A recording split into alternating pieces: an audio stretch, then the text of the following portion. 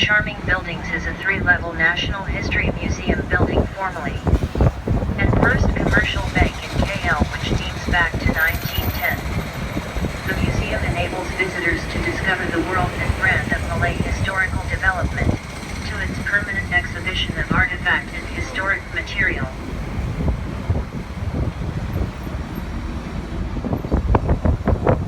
Here at Merdeka Square, check out the most significant and well-known heritage landmark in the city of Kuala Lumpur. Sultan Abdul Samad Building on your right with arches swirling outdoor staircases and a clock tower with a gleaming copper dome.